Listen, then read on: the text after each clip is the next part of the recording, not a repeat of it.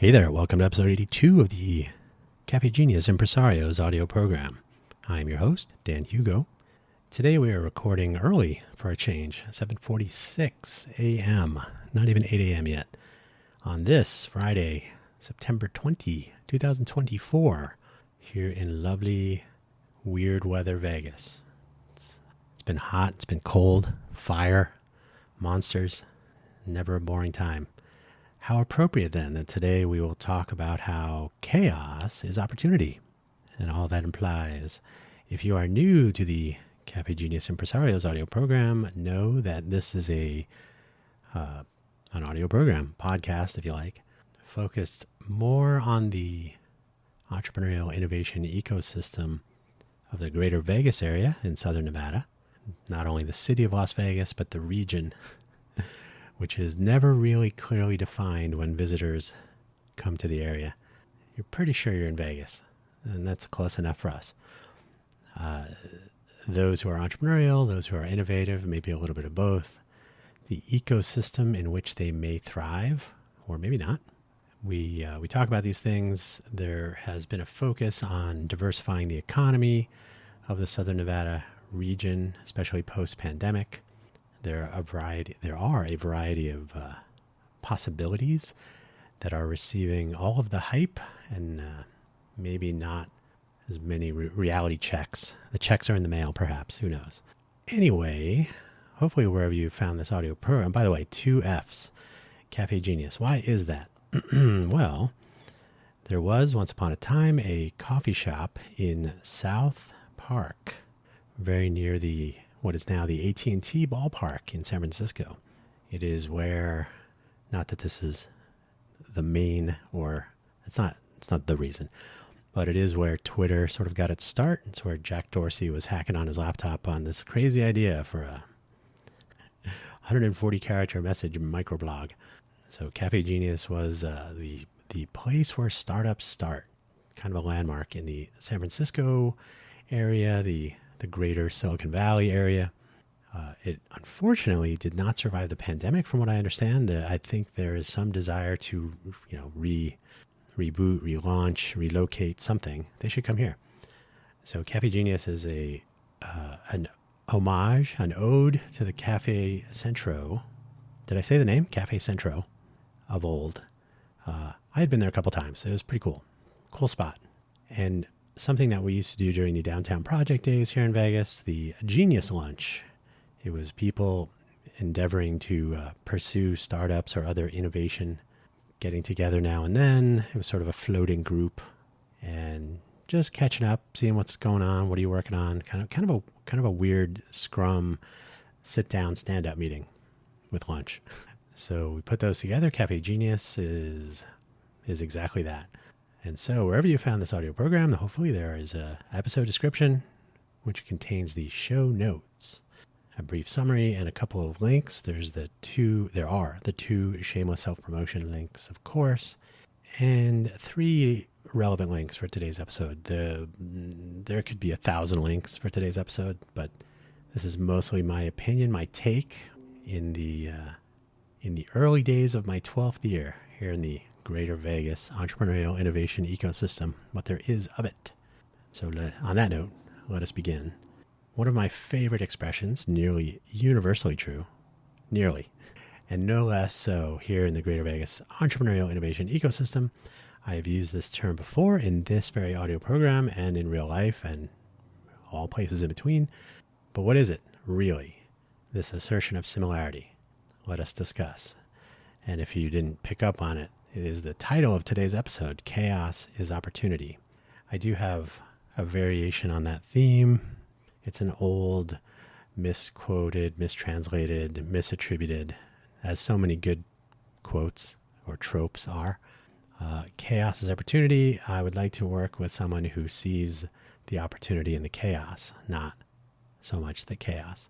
If you suggest an idea, it seems chaotic, and your response is a focus on the chaos, maybe you're speaking to the wrong person, or people even. The links for today's show. First, the shameless self-promotion. You are under no obligation to spend any money, by the way. But the then contradictory contradictorially. No, that's not even correct. buymeacoffee.com/Dan Hugo has a nice profile page. So instead of a link tree, it's just a page. There are some other features. I should take advantage of that. You can indeed make a tip jar style offering if you like. No obligation, like I said. And Ko-fi.com, ko-fi.com/Dan Hugo, similar. You can put money in there if you want, no obligation.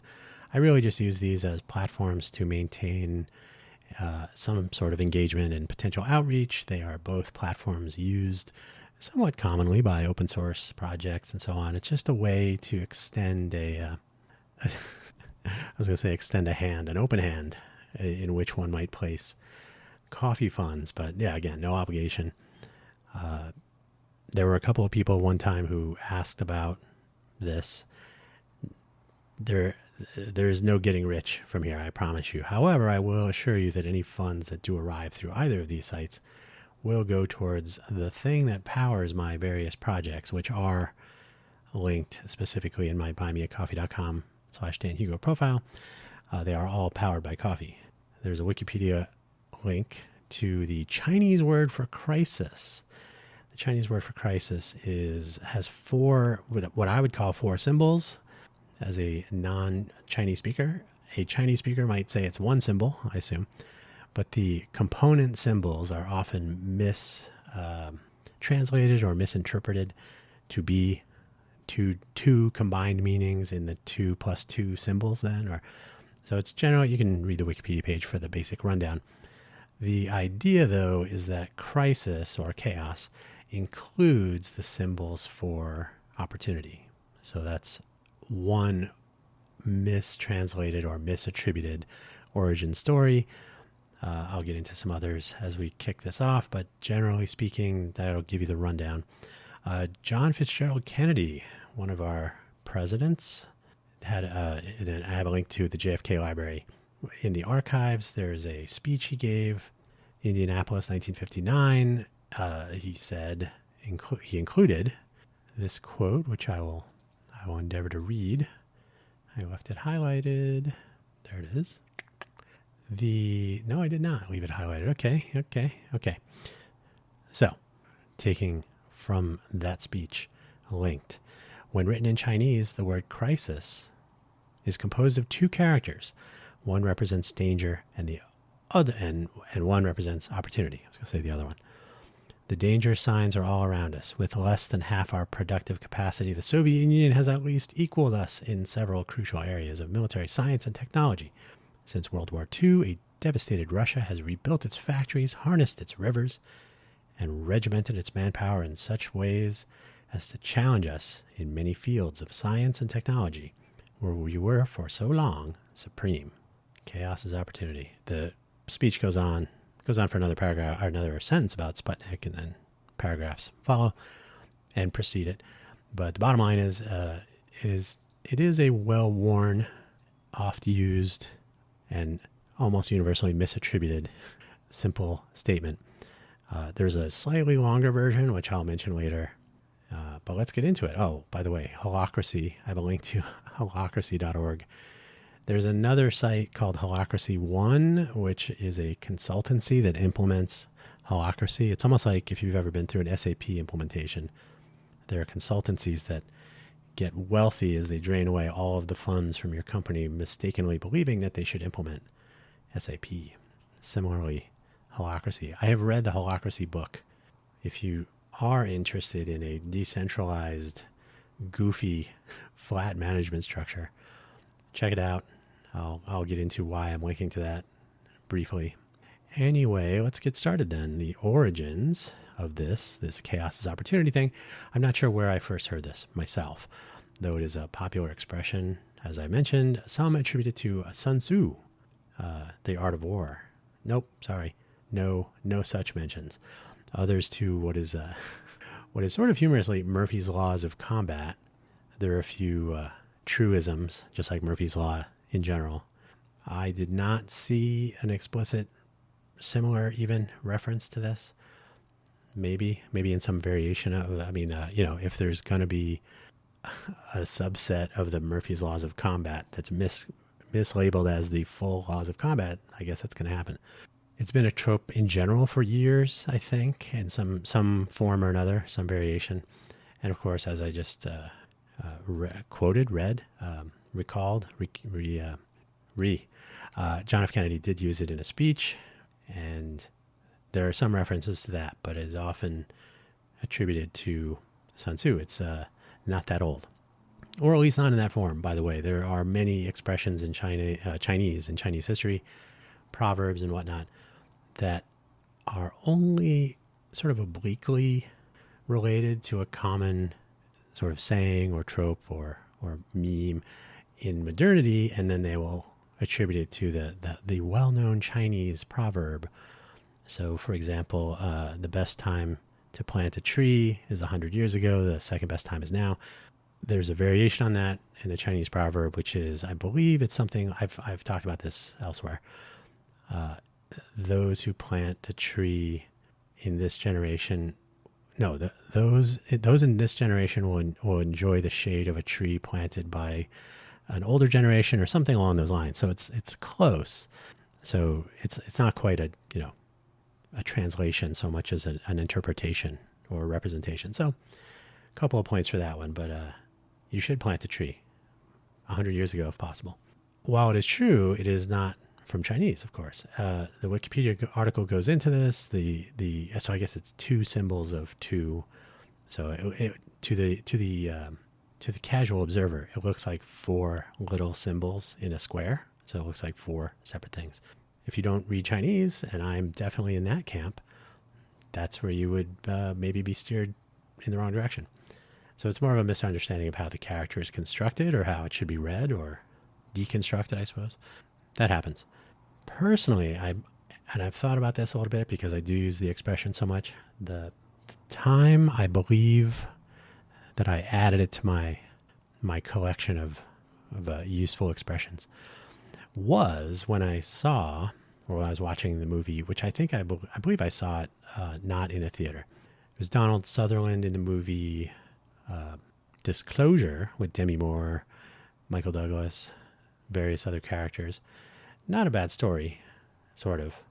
Anyway, so Donald Sutherland is playing the role of the CEO of this company, or some pinnacle apex executive, and he toasts the team as they're pursuing some good news. He says, "May you," and I believe he does say, I looked for a clip to refer to, but it's not that big a deal. But he basically says, "May you live in interesting times," or "May we live in interesting times." And it is, as is so often the case, sometimes interpreted to be a well-wishing and other times a curse, in that interesting times are chaotic in one way or another. So that's where it entered my field of view, I suppose. So may you live in interesting times. May we live in interesting times. These are indeed interesting times. I have asked various people that I know who are native Mandarin speakers. They're from and maybe still live in China. They have never heard of any such expression, and they couldn't think of a way to map some interpretation to something similar. It may be true. There are more characters than I could even imagine in the Chinese writing alphabet, Mandarin, and not to mention the various other languages. So who knows? There may be a similar nugget. Anyway, that is where connecting the interestingness of the times with good or bad kind of put me in that headspace, I suppose. So yeah, chaos is opportunity. That sounds completely reasonable. It's a little bit more explicit. So this applies to startups. And if you don't imagine that immediately, then maybe you've never been part of a startup. So for startups, anyone who's ever founded or co-founded a startup or joined a startup in its early days knows this expression to be completely and totally true. The opportunity does not always pan out, of course. You can never guarantee that. There is no guarantee stated or implied. But there is, generally speaking, and I would suspect that if there is no chaos in the early days, either like nascent startup about to get the party started, or the first months, or maybe a year. If there is not chaos, there is probably something wrong. Maybe there's a little bit of too good to be true sprinkled on top. If you join, but otherwise it's generally true, I think. Even if you join later in a startup's timeline, so like second year, or they've entered the phase where they need to expand an office space, or they need to put photos on access badges, or they need to start considering, where's everybody going to sit in our current, once there's some hierarchy, once there are people that don't know each other already or don't engage with each other, as soon as you're having meetings of half the company instead of the whole, we don't all fit at a big table in the big room, you are there later. And if there's chaos of the growing pains, of course, you're adding new people and so on, there may be some lingering chaos about a business model or a pivot, or maybe some success, which introduces new chaos. We didn't know every single person would be interested in this thing. We thought it would be every other single person. I don't mean single, I mean individual person. Although your marketplace may be single people, who knows? If there's still opportunity, hopefully, when you join a startup in this circumstance, maybe. But if the opportunity does not make itself a priority somehow, in other words, at some point you got to say, well, wait a minute, why are we still a shambles? Why are we still chaotic? Why are there still phones on milk crates instead of like desks? Why are we using doors as desks? Famously, Jeff Bezos started Amazon in his house, I think it was, and his desk was made of a door. Classic college learning right there. But if the opportunity does not sort of rise to the top, if it doesn't become the focus, if there is still chaos as the company is expanding, or as the circumstances are becoming more interesting, perhaps, if it's not a priority, if it doesn't make itself a priority, if opportunity doesn't magically go, hey, by the way, it's all about me now, or if somebody else does not do that as the timeline progresses, the odds grow in the wrong direction. Unfortunately, that is always something to think about. And the world is lousy with stories of, I joined a startup and by the time I got there, they were out of business. It happens. There are times I myself have wondered if the converse is true, that opportunity is chaos. I think it often is. I don't think it's nearly as true as the forward expression, chaos is opportunity. I think it might be. I think it might be in the scenarios that don't end well, perhaps. If opportunity is chaos and that never changes, or if it changes too slowly, maybe next time. So here in Greater Vegas, so some of my context just now was I was in Silicon Valley from 1993 to 2001, and then 2005 to 2013, my 2 tours I've already talked about previously in at least one of my various audio programs. Yeah, so I moved to Vegas in 2013. August, in fact, if you're curious. So that makes this my 12th year. Check my math. There's plenty of opportunity in the greater Vegas area, and I mean that exactly as it sounds, mostly because there are many people in positions of authority or with assigned halos. That's a big thing here. Oh, everybody likes you. You must know what you're talking about. Here's a halo. With these people driving or influencing the diversified economy aspirations, most probably, they have good intentions. Most likely they are trying, but without coherence, if I may be so bold. I don't know that there's enough being on the same pagedness.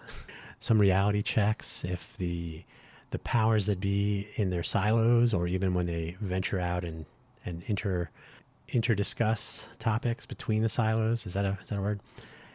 I don't know that they are actually, if they know what to talk about, or if they are maybe doing a little, what's the term when you all get on the same, it's social protect. So what is it? So, groupthink. Thank you.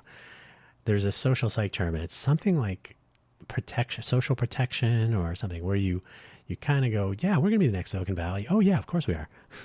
Nobody pushes back. Nobody wants to be a little bit realistic. That's why I haven't had any guests on my podcast for a while. Nobody wants to hear realism hype. I will surely speak in upcoming episodes, again, as I did last year, of the second year of the version of the upcoming F1 race. That is, Formula One Vegas. Formula One, of course, has races all over.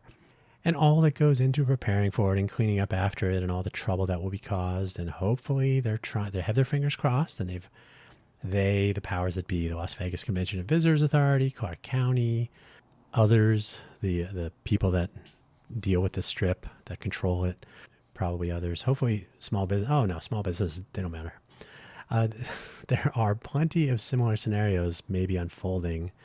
There's general confusion by many people, especially visitors, as to whether they are in Vegas at all. So, much less, why are they cutting the trees down again at the Bellagio, right? Nobody liked that, and they're doing it again. And they're just doing it. They're not saying like, oh, does anybody want to go down and visit the trees? Because Vegas want to do that. If you blow up a building, there's going to be a crowd. Why would they not have a crowd for trees being unceremoniously removed? The question will be, can they recover them?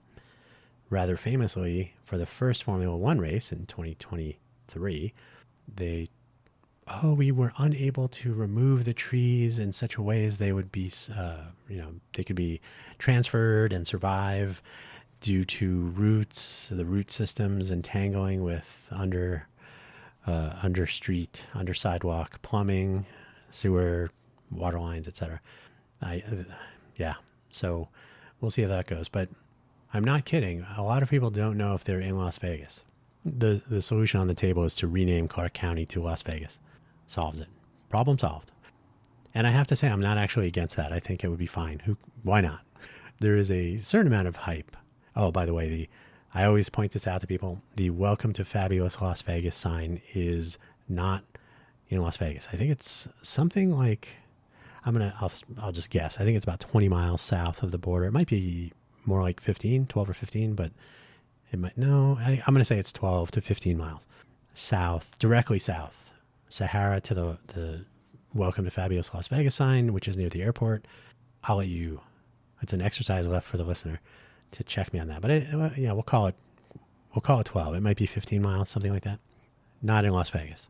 There is a certain amount of hype, though, surrounding the future of diverse economy, with attempts to add some academic diversity, the medical school, technology resources in the Harry S. Reid Tech Park, which is, of course, down the street from the Harry S. Reid Airport.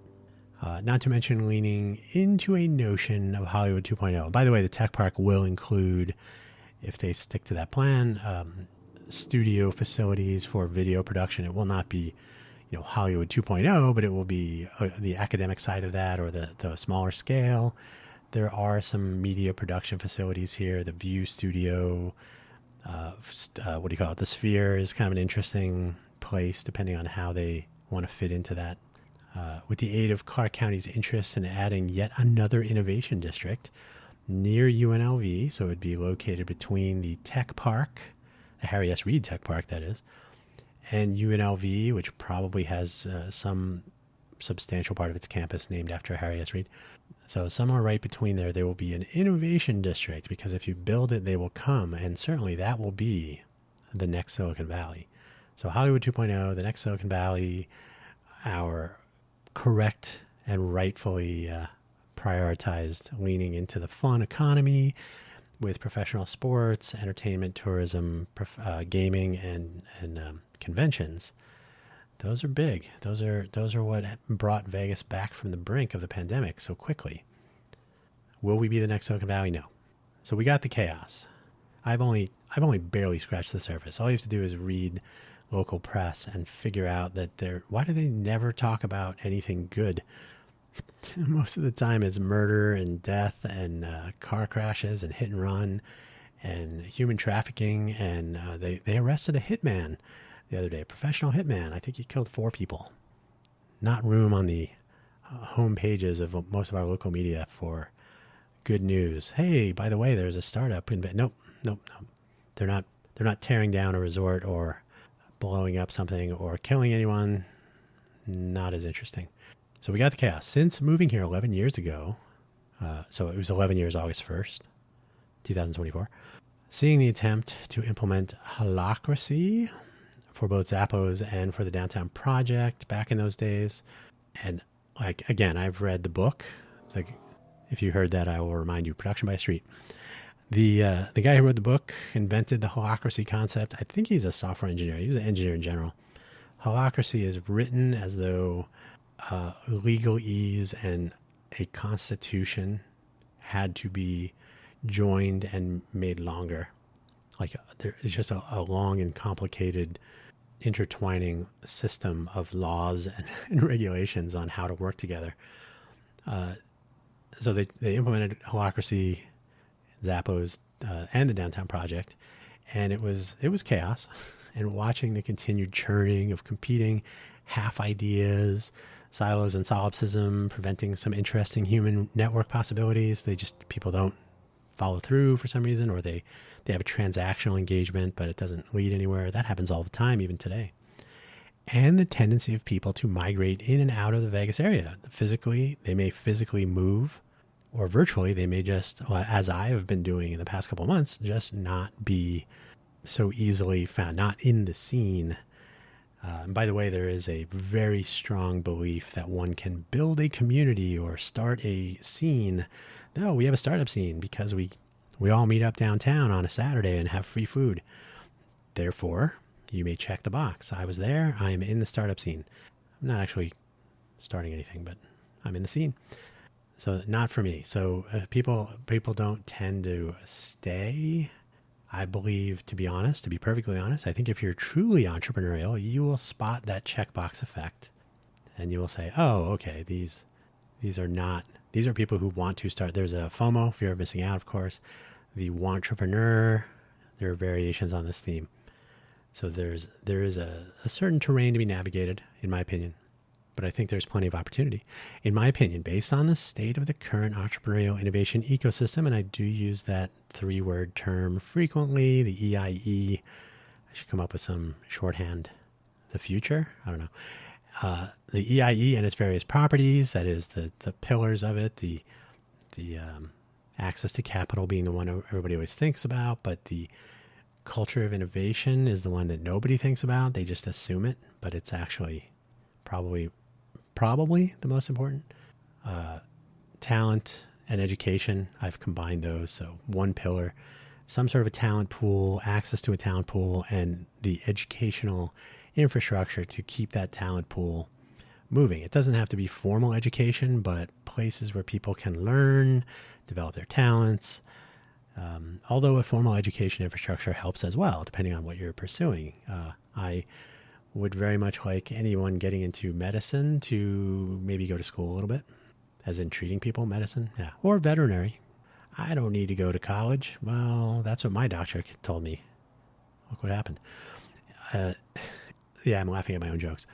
I think that if you are, I think based on the state, like I said, there's not going to be a soft landing of the next Silicon Valley. It's not coming in for that soft landing here in the greater Vegas area in anything less than 10 years. So I don't want to be totally pessimistic. In my view, you need to instill some sort of entrepreneurial bent, and you need to cultivate a innovation culture, starting with 12-year-old kids. I've said this countless times, so I won't focus too much on it here, but you must have young people excited about doing something other than their homework. After school activities are fine. I often will tell people, we have plenty of people participating in robotic competitions. Okay. How many of those people continue in a STEM or even a STEAM field?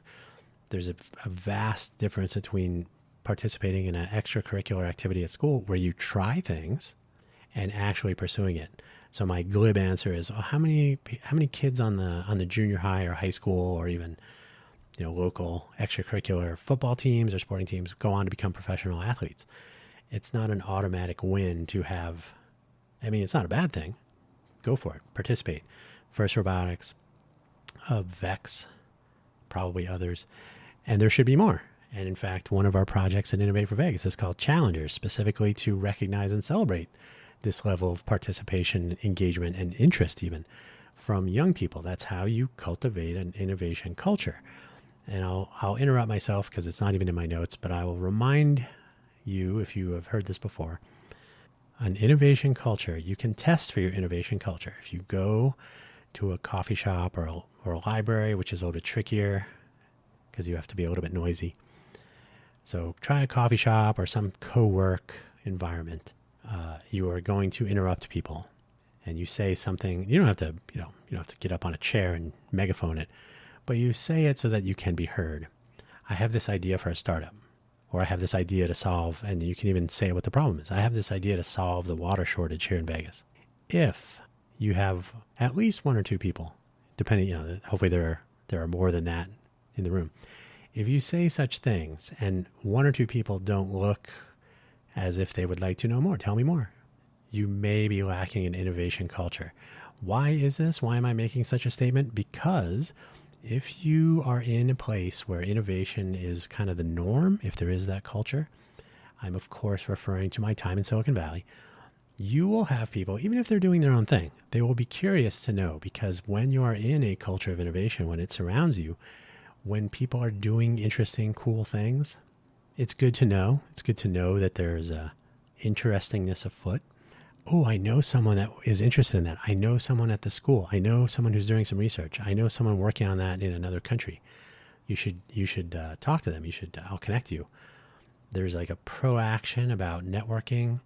There's nothing in it for me, but I'm going to put you together because something might happen and some karmic impact will fall in my lap later, or maybe I will benefit from. I knew you when.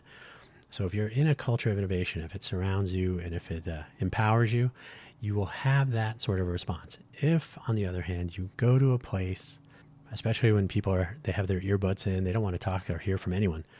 Hey, I have a startup idea. I said I have a startup idea. There's really very little interest. And even if people do feign interest, they're not going to follow through. Oh, I should connect you with somebody I know. Sure. Doesn't really happen.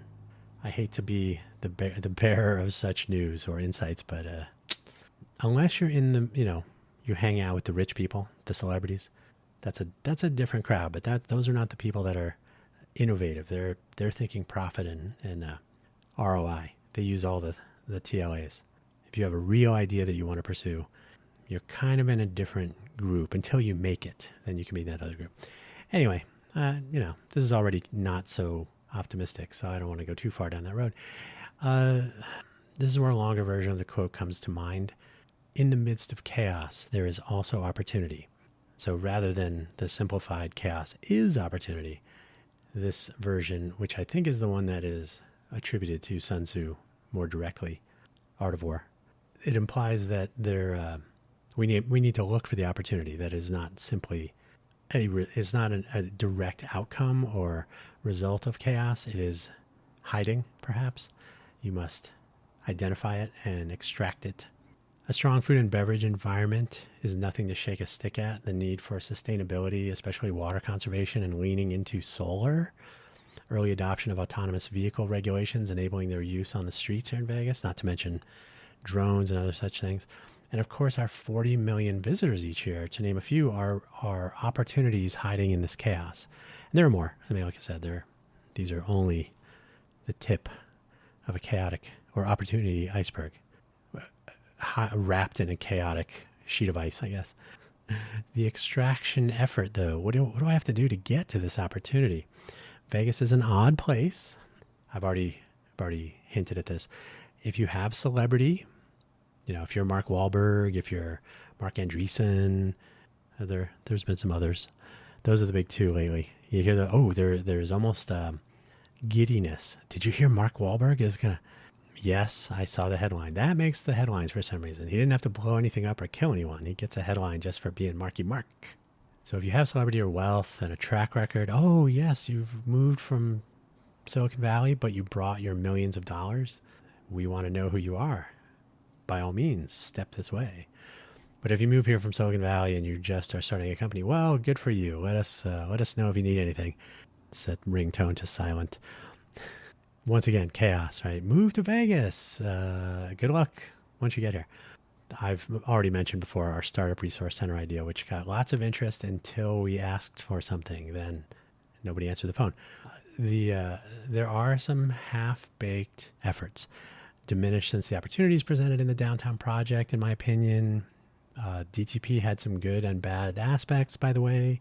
I'm not anti, but I am curious to examine in the same footprint. I mean, you can look at Silicon Valley, but you can also look at the downtown project, which happened in exactly the same spot where you think that we're going to be the next Silicon Valley. Why don't we pick that apart a little bit, peel the layers of that onion?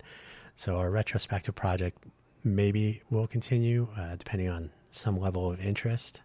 It wanes, it waxes, it wanes some more. Like the opportunity zone that is the Arts District, which did get its start during the downtown project. The fabulous, huge First Friday event did not hurt that.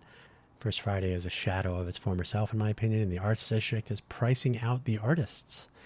It's now a local and non-local tourism destination. The Brewery District, there are some fine barbecue restaurants. It's becoming, a pricey, trendy hangout, which is good if you're in business there, but it's bad if you were thinking, oh, the Arts District, that's where I can be Nope. It's where you could be a starving artist. Now you have to have a little bit of money. There's some other mini districts around in retail or social activation. So food halls have become popular. There are little centers like in Summerlin and the Southwest now. Of course, Henderson. Yeah, there are various little enclaves, but the Innovation District in downtown Las Vegas is where such things would ideally be enabled and encouraged. There are efforts such as Startup Weekend, which I think was more interesting during the downtown project days. I think it draws a different crowd. I have not heard of any really amazing things coming from it, as was the case 10 years ago. And now Startup Week, which is a Techstars collaboration with Startup NV, which of course immediately makes it suspect. And the list goes on. What comes of these efforts is often lost in the noise, which is a huge problem. More hype around their existence, that, hey, we're having this startup thing. And no more to say about that. So we got to cover some trees getting cut down and blowing up a building and people getting killed. People don't get killed too often here, just the right amount. What comes of these efforts is often lost. As I said, more hype around their existence, as I said, than the outcomes. That is worth understanding. We are more excited about the announcement than what comes later. It's like, I won the jackpot, but then nobody asks you, well, so how much of that money did you get to keep? Because they take the taxes immediately. And then when you're walking out to your car, somebody else will take the rest.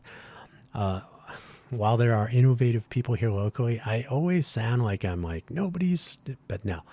Statistically, you can say things like, oh, there's no innovators here.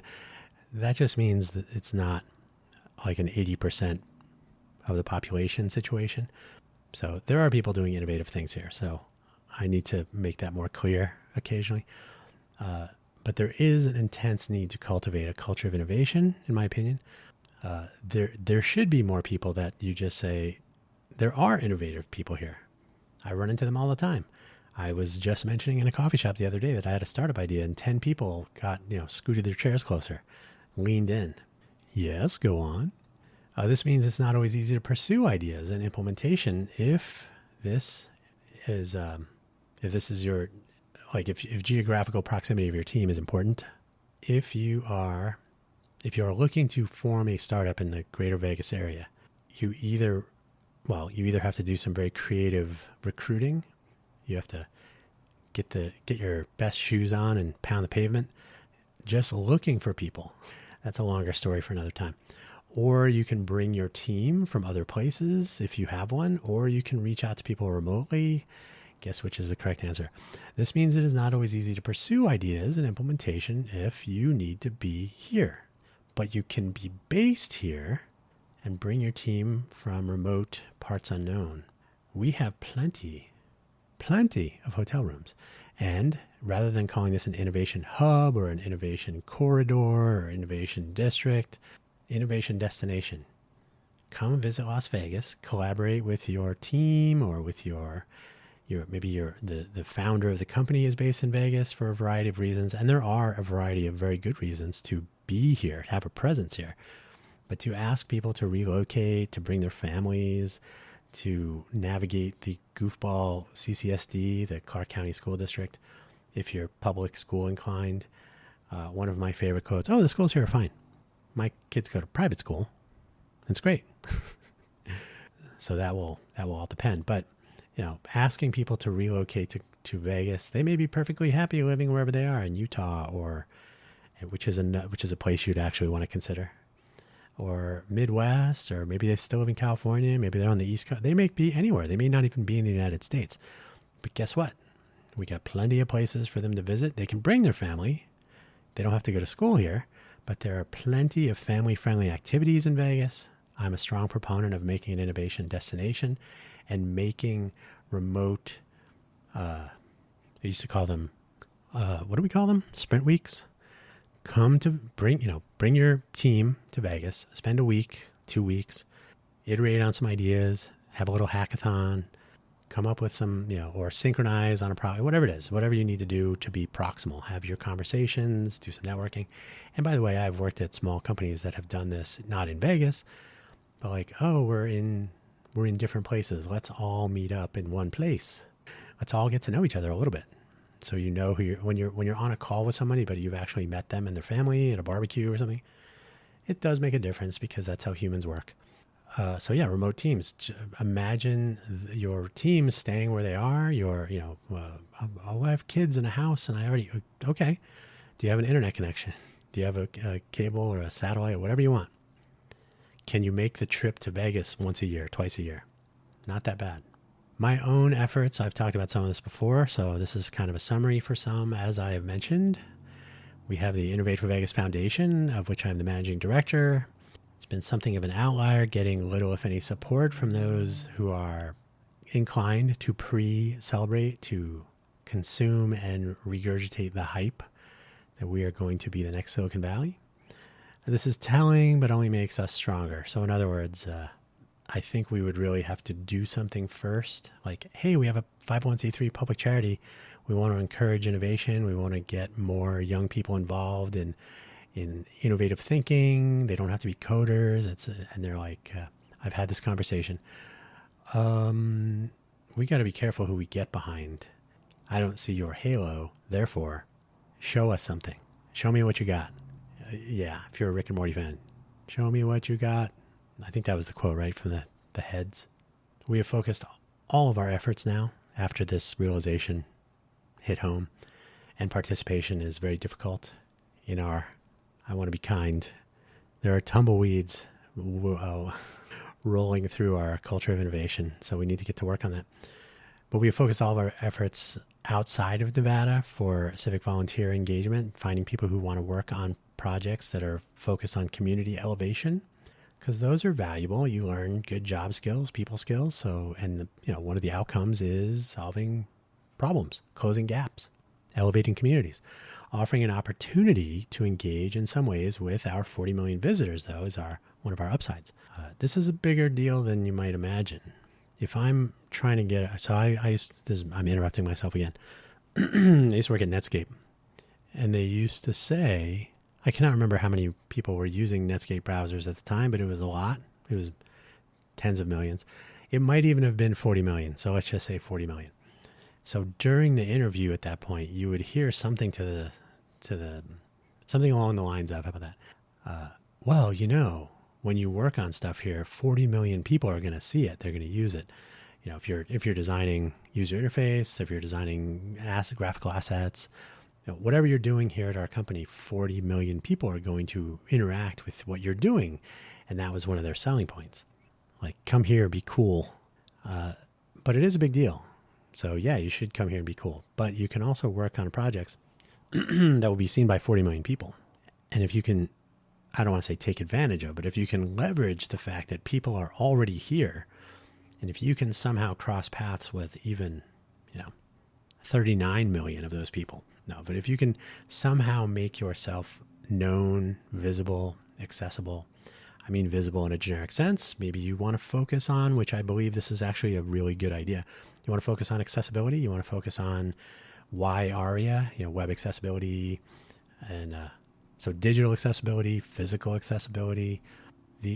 You're going to get a cross-section of humanity coming to Vegas every year for different reasons, doing different things, different activities, different parts of the greater Vegas area.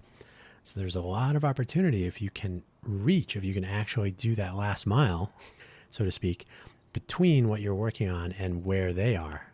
Maybe they're on the Strip, maybe they're at the Sphere, maybe they're at the convention center, whatever they're doing, if you can somehow reach them, there's value in that, because so whenever in Silicon Valley, there would always be the people that are like, yeah, we are surrounded by people trying out all kinds of dumb ideas.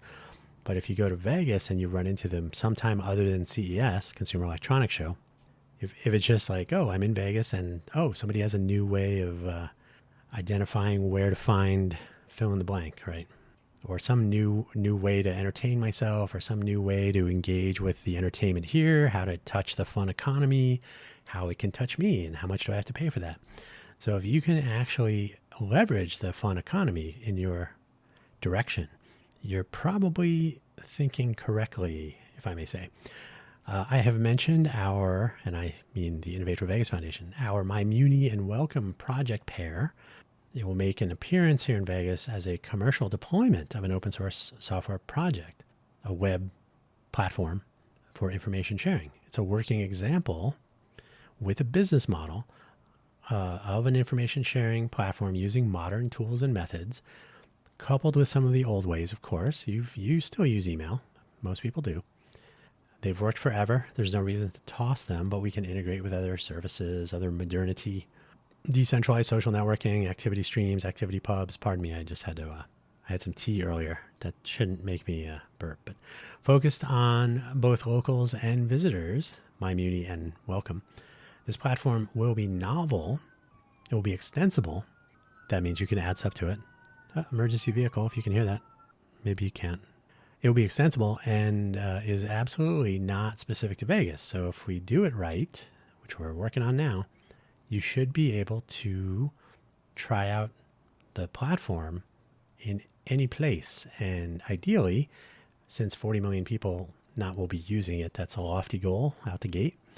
But if 40 million people have access to it and think, oh, this is something that's Vegas-y, like, no, it can be in other places. And if we enable and encourage ideation, innovation, and implementation, as is our want, by civic volunteers contributing their time, effort, and expertise from near and far, or far and then maybe near, there is some motivation to say, because you don't have to innovate.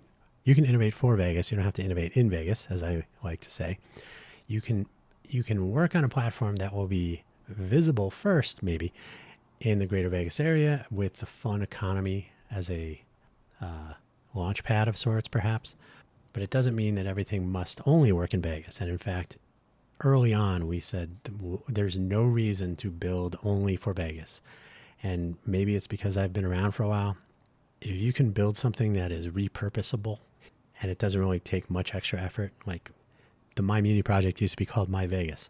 Well, let's just rename it My Muni, community, municipality. So it could be a city or county focused thing regionally, or it could be about communities within. Anyway, so yeah, that was easy. Rename. Nothing we were doing said, oh, by the way, if not Vegas, then exit. Right? None of that. The new thing, which I have mentioned in passing now and then, is commercial implementation of an idea I presented about 10 years ago. I talked, unfortunately, to the LVGEA. I should have talked to the LVCVA, and really, so Global Economic Alliance versus the Convention and Visitors Authority. Either way, no one would have done anything about it. So the time has come. Connection of our entrepreneurial innovation ecosystem, or at least some parts of it, specifically its rising stars, or the ones that are motivated to be, or to try to be rising stars, not the checkbox crowd. That's good luck. But if we can take those people that are really going for it and connect them proactively to our 40 million visitors, and I won't yet get into the finer points, but essentially, if you come to Vegas and we're going to be the next Silicon Valley, but you don't know that, maybe we're not going to be the next Silicon Valley. So some effort to connect, and I will eagerly get into more detail in future episodes as yet another entrepreneurial innovation here in the greater Vegas area. The connection infrastructure would extend beyond our local ecosystem, of course. So not only the greater Vegas EIE, maybe you want to engage those 40 million, but it would include it, of course. We're not going to shut out our locals. Being local has value here. That is definitely true. If we said, nope, sorry, we don't want to We don't want to be helpful in any way to our local communities. That would be the same chaos that's been in place here this whole time. Oh, Formula One crowds with money. Let me step over the bodies of the small businesses we are going to crush by screwing up foot traffic and road construction and so on. Welcome to Clark County. As a colleague from a well-known company in China said to me while here visiting for CES, Consumer Electronics Show, January 2024, in Shenzhen we make everything, but nobody comes to see. In Vegas, you don't make anything, but everybody comes here. And that is true. So embracing the fun economy and engaging our visitors with novel invention probably has some value rather than merely having a startup here that is not interesting to people visiting Vegas. You've now limited your, to coin a phrase, your total addressable market. What if there was TIM, total interested market, people who are actually curious about your startup idea? I have a small bit of bad news for you. A lot of people in Vegas don't really want to know about your startup. It's a true fact, unfortunately, unless it becomes like, the big thing. Like if TikTok was invented in Vegas, that would be very different. One of the elements of the fun economy is, of course, the convention and trade shows. It's one of the pillars, and the like. So it could be the big CES, EDC, Electric Daisy Carnival. Is not really a trade show, but it kind of is when you think about it. It's okay. It's entertainment, but it's a big show. There's a lot of stuff going on at that thing. So conventions, trade shows, they could be smaller venues, a little Bitcoin gathering, which has gotten bigger now. If you're at the Las Vegas Convention Center, you're probably on the bigger side. If you're hanging out at the Mandalay Bay Convention Center, maybe half. That is a big venue, by the way, but it's a little bit less well known, which is strange. It's right by the airport, plenty of parking. You should don't shy away from the Mandalay Bay Convention Center. But there are several places, large and small, that have these events. So conventions and trade shows definitely worth leaning into, which makes being in Vegas interesting if you can take advantage of some of this. Yesterday, day before, I got my free, my gratis badge for Mobile World Congress because I'm attending a presentation by Wiliot.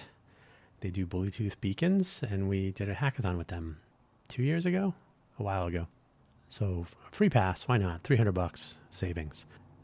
Mobile World Congress in Vegas is reasonably new. I think this will be the third year. It is much smaller than the real Mobile World Congress in Barcelona, of course. I spoke to some people here the first year from Spain. I simply said, so how does it compare? And they kind of laughed and they said, this is very small. And it was in the West Hall, if you're curious, West Hall Convention Center. There's CES, of course, which is has come back to its former glory, mostly. We'll see how the 2025 edition goes, January. KBIS, the Kitchen and Bath Industry Show, the Concrete Show, construction shows, different, more specific verticals that tend to be a little bit smaller, but they group together in. So I think KBIS, the Concrete Show, the International Construction Show, and maybe one other kind of gang up on the convention center to make it a big show. There's SEMA, there's the Pizza Festival. You got everything, you name it. There is a gathering, or probably a gathering, going on here. So the ability to engage in a useful way, at scale perhaps, is not to be left on the table. If you are building something that you can put in front of people in some way, if you got to get a booth at a show, maybe, but these are people that are making the journey to Vegas.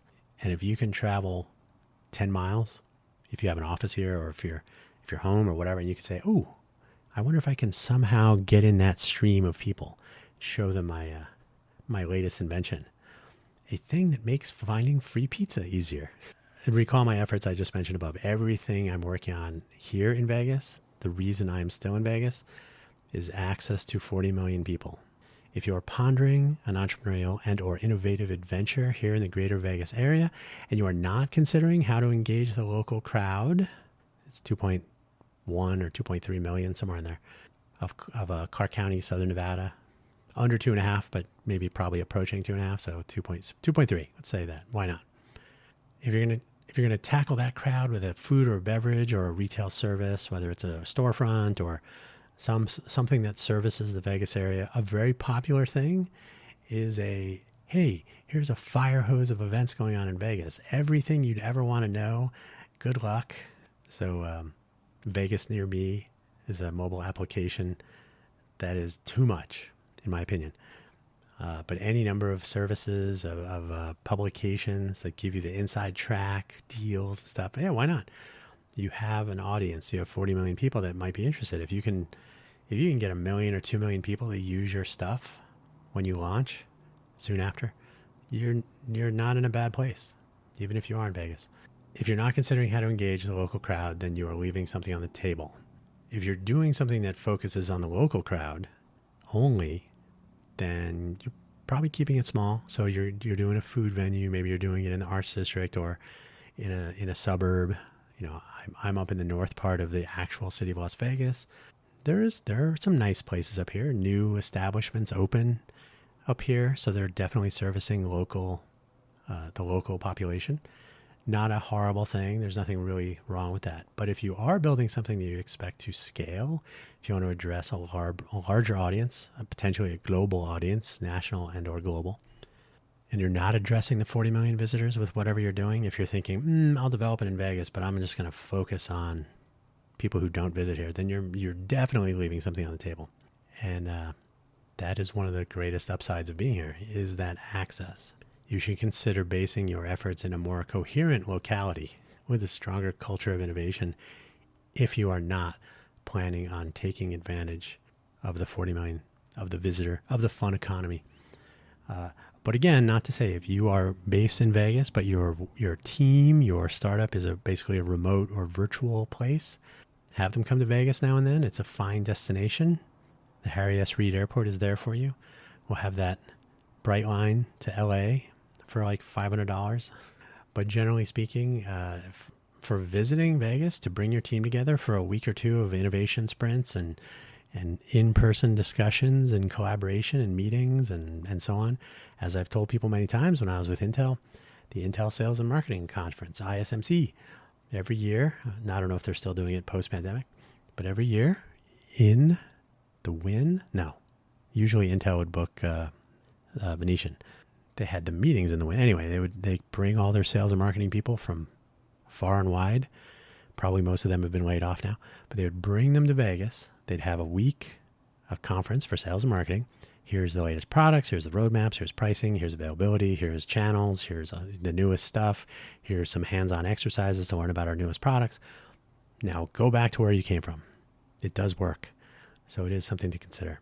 Then you don't have to address the local, the 40 million, the fun economy, but you can take advantage of the fun economy by bringing your team into the fun economy. Bring your family. Go hang out at Area 15. Go have some cool different ethnic foods in the different areas of the greater Vegas area. The Ethiopian district.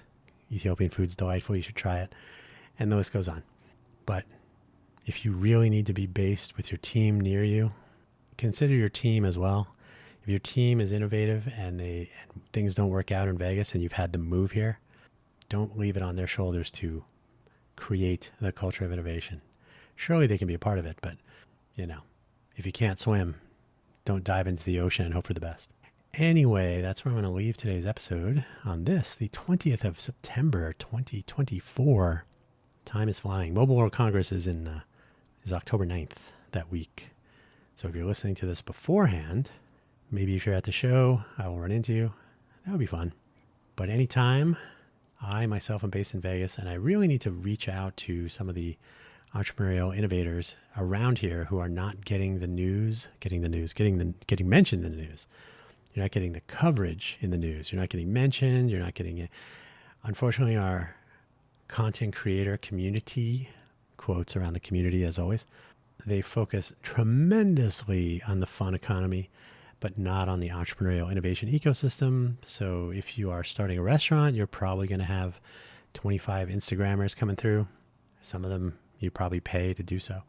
But if you're coming up with the latest technology to do something, and they're like, not fun on Instagram, see ya.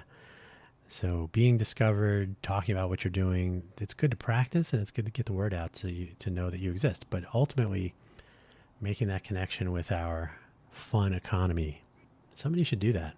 Don't forget buymeacoffee.com/danhugo, ko-fi.com, ko-fi.com/danhugo. No obligation to spend any money, but you can track down my other projects, mostly audio production, audio programming, but some other projects, GitHub projects, repos. When we talk about the information sharing platform, that will surely be announced there or linked to there, et cetera, et cetera. So don't forget those. And either way, thank you for listening and have a good couple of days ahead of you, regardless of which day on which you listen to this. Take care.